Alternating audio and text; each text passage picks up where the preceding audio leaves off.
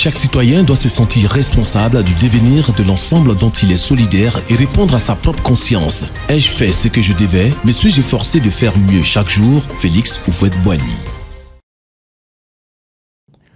En ce dernier jeudi du mois d'octobre, nous nous retrouvons pour parler du temps présent, comme nous le faisons depuis 2 semaines du reste. Nous explorons depuis 2 semaines avec vous les voies et moyens nous permettant de profiter de notre temps, de vivre avec plénitude le temps présent, sans avoir recours à des artifices comme s'il n'y avait pas de seconde chance possible. Nous voulons, dans l'émission de ce jour, souligner 3 domaines dans lesquels perdre le temps, laisser passer le temps peut se révéler funeste pour les citoyens et partant pour la communauté tout entière. Le premier domaine est celui de la famille. Nous le savons, et presque tout le monde le dit, la famille est la cellule de base de la société. Cela est vrai, même si malheureusement l'on n'en tire pas toutes les conséquences. Communauté humaine la plus naturelle, c'est au sein de la famille que se construisent les personnalités. C'est au sein de la famille que l'on apprend à vivre en société. C'est au sein de la famille que l'on apprend à vivre les vertus et les valeurs qui édifient les hommes et construisent les cités. Ne pas vivre pleinement le temps présent en famille déconstruit celle-ci, la fragilise et ne lui permet pas d'assumer son rôle essentiel dans la société. Parce que aucune autre institution ne peut se substituer à la famille dans ce rôle. On dit souvent, à juste raison, que la santé d'une nation donnée est largement tributaire de la santé des familles qui la composent.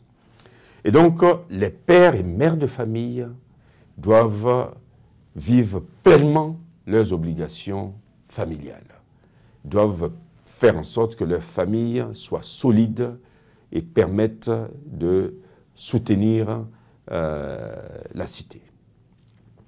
Le deuxième domaine que nous avons retenu est celui de la santé. La santé est importante pour chacun de nous. Être en bonne santé est important pour la vie citoyenne et la vie communautaire. On peut du reste dire que la santé est à l'individu ce que la paix est à la société, en tant que condition préalable au plein épanouissement de ses capacités et à son développement. C'est la raison pour laquelle, sans verser dans la psychose et devenir maniaque du bien-être, nous devons, chacun à son niveau bien sûr, prendre soin de notre santé. En allant voir le médecin au moment approprié, en faisant régulièrement des bilans de santé, parce que, voyez-vous, cela évite des surprises désagréables. Ne faisons pas l'expérience amère des personnes qui se rendent malheureusement compte de l'importance de leur santé, quand elles l'ont perdue, et bien des fois de façon irréversible. Le troisième et dernier domaine que nous voulons évoquer est celui du droit et de la justice.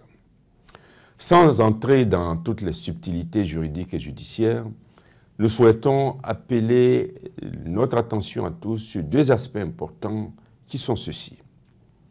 Tout d'abord, s'agissant des droits accordés par la loi aux particuliers, certains peuvent s'acquérir ou se perdre par l'écoulement d'un certain délai dans les conditions bien sûr déterminées par la loi.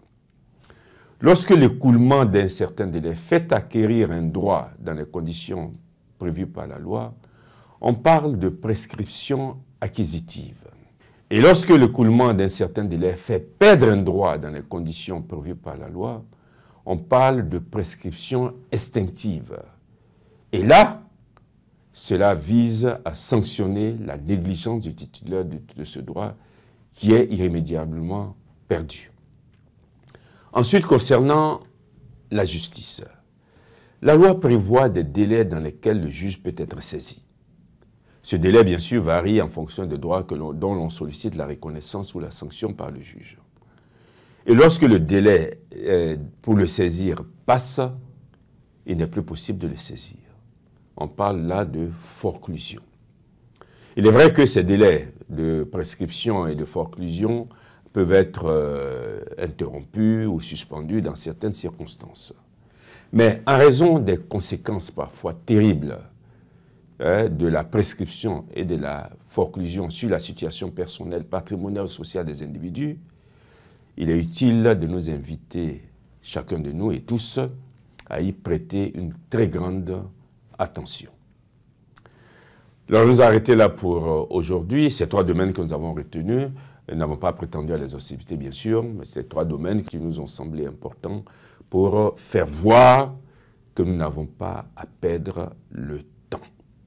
La semaine prochaine, nous parlerons des moyens pratiques de profiter de ce temps, ainsi que des limites que nous devons nous imposer dans ce domaine.